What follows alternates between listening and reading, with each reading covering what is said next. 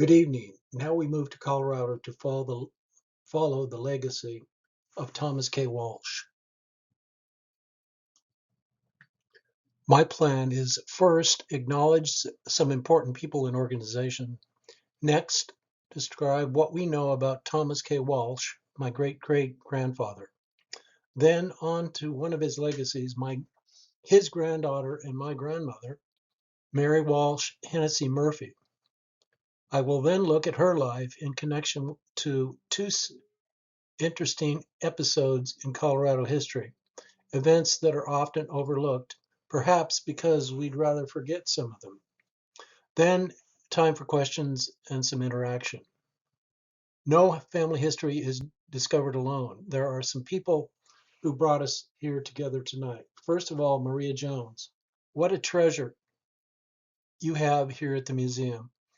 As you heard from Keith, without Maria, we would not be connected, and I would not be having so much fun learning about my family and related Colorado history.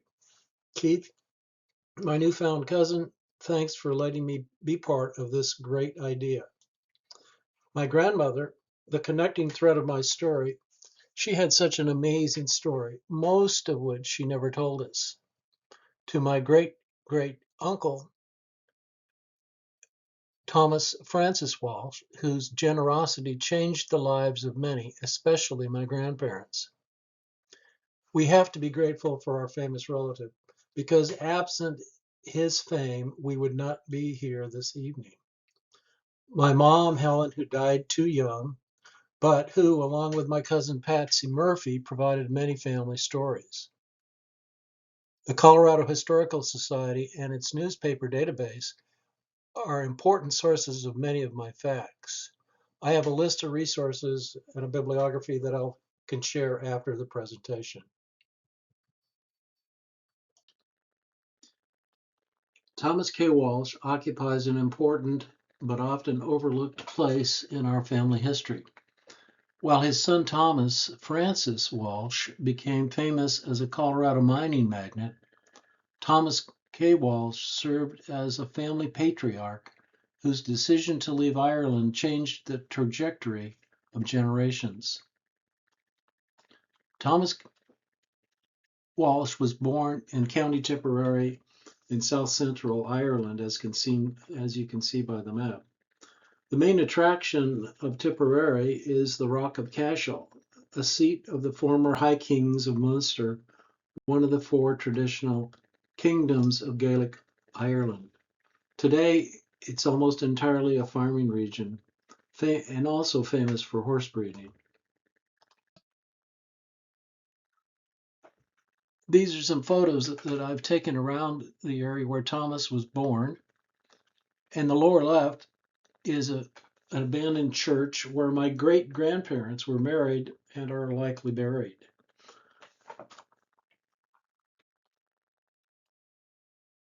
Unfortunately, we know very little about the life of Thomas K. Walsh and his time in Colorado. Although this presentation focuses on Thomas K. Walsh, much of the family's history survives because of his son, Thomas Francis Walsh. Rising from an immigrant miner to be one of America's wealthiest mining entrepreneurs, Thomas Walsh transformed the family legacy. The book shown, Evelyn Walsh's McLean's memoir, Father Struck It Rich, and John Stewart's biography provide valuable insights into both the Walsh family and the history of Colorado mining. Both books are available in the bookstore.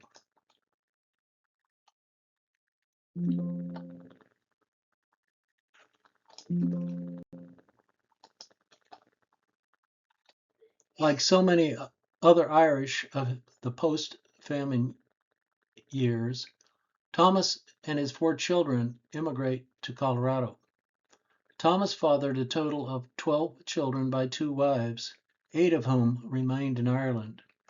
Thomas came about 1869 along with his son, Thomas Francis, and daughter Maria. who would later marry Arthur Lafferty, also an Irish immigrant and a lawman in Leadville. Thomas died in Denver about 1883 and was buried alongside his daughter Maria, who died in 1908. This slide traces the remarkable expansion of the Walsh family's fortunes. It includes dates and events for the Walshes in Colorado. The black items show Thomas Francis Walsh's events as he advanced from miner to mine owner and eventually becoming one of Colorado's wealthiest men.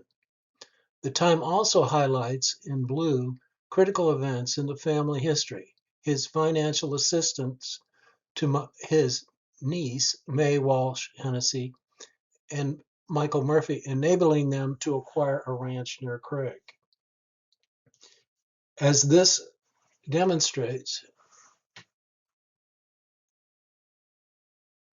support over extended generations.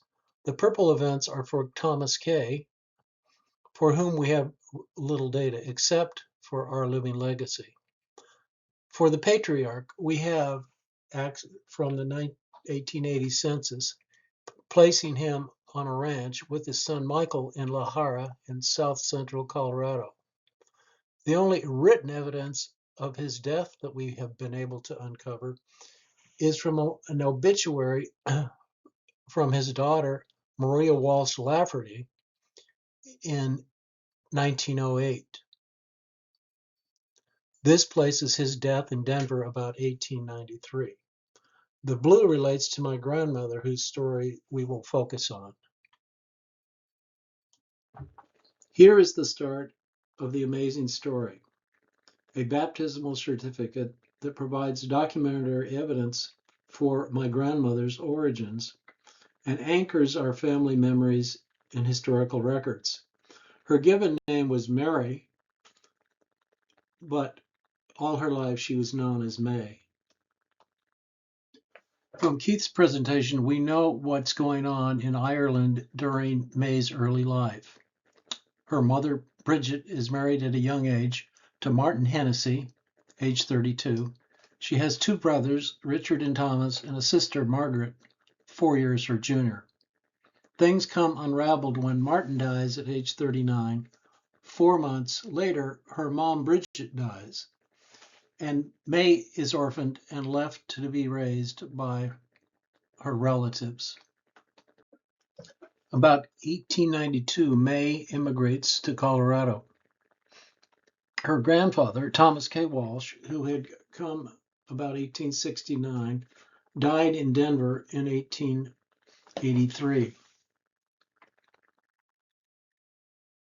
It's likely that May's younger sister, Margaret, may have migrated at a later date.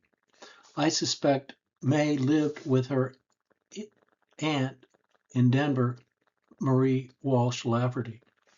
During this time period in Colorado, there is a growing community of Irish immigrants in Denver, as well as the Colorado mining fields. Denver gets its first Catholic church in 1860. It's a time of boom and bust in the gold and silver mining, as well as related industries. It's also a time of unrest and unionization of the mines. Like thousands of Irish immigrants, May entered a society where immigrants did much of the heavy lifting, but also faced the prejudice of nativism. When she moved to Cripple Creek, did May know she would soon find herself in a war zone? Now some background on the Colorado mine wars.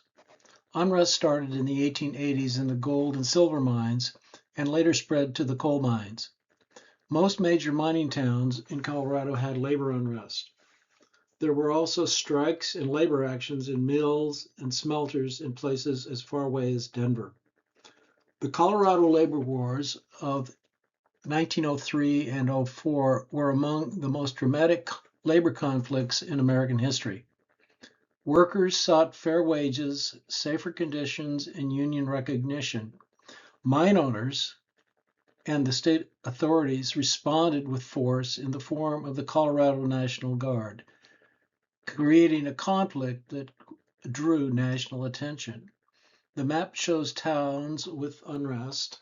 The historic photograph shows the city of Victor at its peak in 1900, and the mining district was home to about 50,000 people. At the bottom right is a photo of the National Guard camp in 1903. Basically, it was the mine union versus the National Guard. Governor George Peabody was working with the Mine Owners Association. He called up the Colorado National Guard, and the mine owners funded the deployments. The conflict escalated into martial law, which the governor declared at times in 1903 and 1904.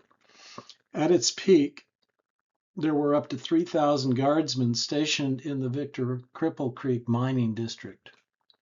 On the left is a Union poster asking questions about the occupation and deportations. Newspapers and labor publications accuse state authorities of suspending civil liberties, imprisoning union members, suppressing dissent. The strike became the defining moment in Western labor history.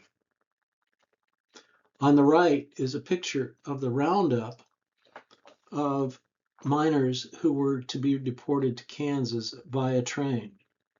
The guard would carry out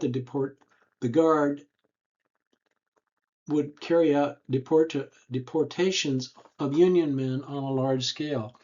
The best evidence is that about 250 were shipped in boxcars to the Kansas state line and told not to return.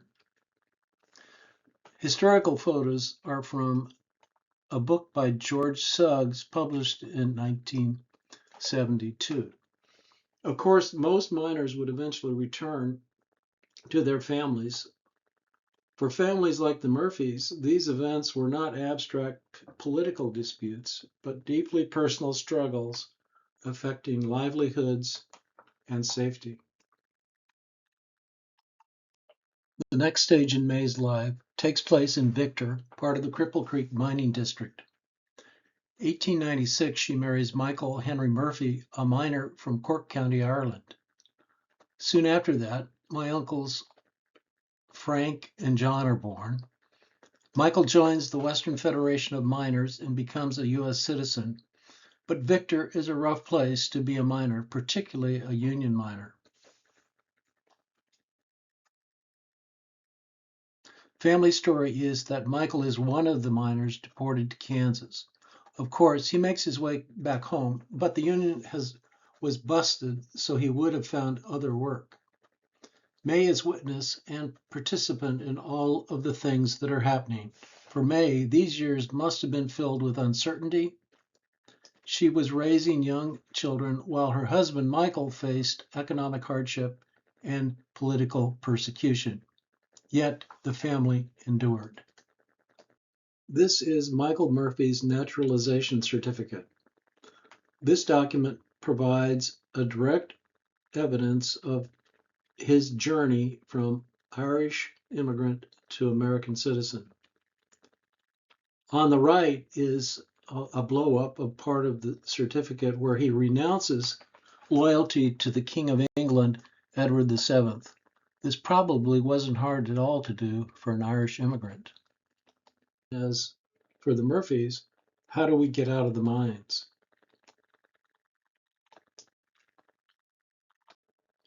But now a great stroke of Irish luck and family support. At some time around 1908, about the same time that Thomas F. Walsh, May's great uncle, was selling his Camp Bird mine here in Ouray and settling in Washington, D.C., the Murphys received funds to buy a ranch near Craig. The decision fundamentally changed the family's future. Moving from a volatile mining economy to ranching offered security, land ownership, and opportunities.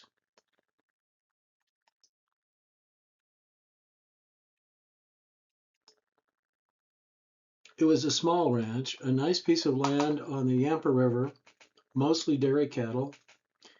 You can make out on the map the location of the Murphy ranch just south of Craig. Here's the Murphy brand from a 1938 brand book.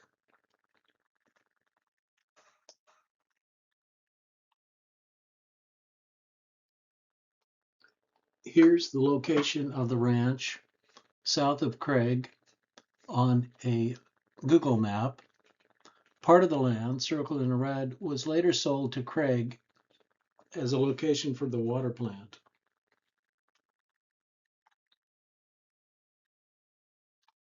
I'm not sure why the Murphys picked Craig for the next chapter in their story. Perhaps they anticipated Craig would continue to grow and prosper.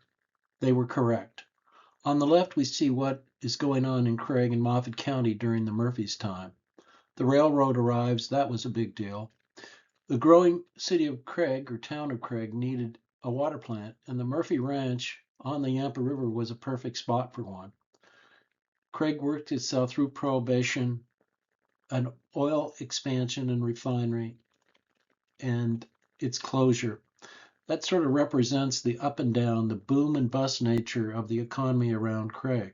Whether it's coal, oil, wool, gas, and uranium, it's an up and down. It's always been an up and down cycle and continues through to today. I want to focus on the right side. You see events for the Murphys. Of course, my mom was born in 1911. I want to focus on the cross burning at the ranch.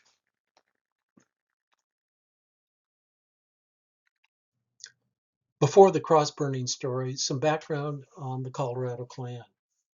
Absent the family stories, I don't think I would have ever learned about the Klan in Colorado. I simply would have thought that the Klan was something confined to the South. Here's a summary of the Klan's agenda based on the 1981 book, Hooded Empire by Robert Goldberg. The 1920s is an era of prohibition and rising crime. Many saw a need for increased law and order. This is when the Ku Klux Klan gained power across the state of Colorado. Unlike the Reconstructionist era Klan of the South, Colorado's Klan focused portraying itself as defending 100% Americanism and being the champion of law and order during this crime-ridden Prohibition era. Through churches, civic organizations, and political campaigns, the Klan successfully expanded its membership and influence throughout Colorado communities. The Colorado Klan was far from a clandestine organization. Estimates were that at its peak, there were between 50 and 100,000 members of the Klan in Colorado. Impressive, since the 1920 population of Colorado was just over 900,000. The Klan built membership and power by infiltrating both the Republican and Democratic parties throughout the state, which made the Colorado unique. What made the Colorado Klan unique and boosted its acceptability was its, in addition to its populist law and order and racist agenda, it had a populist agenda, which focused on women's rights and labor protections. Their goal, elect members and supportive candidates to all levels of government. After 1924 elections, the Klan members controlled the governor's office, a U.S. Senate seat, as well as both houses of the Colorado legislature. There's a good YouTube documentary done by Colorado Public Television listed in the reference page that I have available. Since Colorado had a very small black population, the Klan directed much of its ire toward Catholics, Hispanics, and the small number of Jews. For migrant Catholic families like the Murphys, these developments meant that prejudice had become institutionalized at the highest levels of government. What about the Klan in northwestern Colorado? This slide includes factoids from an excellent summary from the Craig Press in 2019. The Klan's influence reached its peak in northwestern Colorado in 1924. Public cross burnings, rallies, church events became increasingly common. Craig residents witnessed large gatherings, including parades of hooded knightsmen, highly publicized demonstrations. The Klan rhetoric emphasized Protestant supremacy, anti-Catholic sentiment, and Americanism. Impressive numbers at these rallies and parades, considering the population of Craig and Semo were each about 1,300 in 1920. Moffat County had 5,000 and Routt County had 9,000. For Irish Catholic families like the Murphys, such events served as public reminders that many residents viewed them as outsiders, despite having been participating members of the community for many years. According to family stories, a cross was burnt on the Murphy Ranch during the height of the Klan activity in the mid-1920s. I suspect that the cross burning was a one-time event, but it left a lasting impression. Whether it was intended as intimidation, a warning, this event illustrates how a political movement could directly affect ordinary families.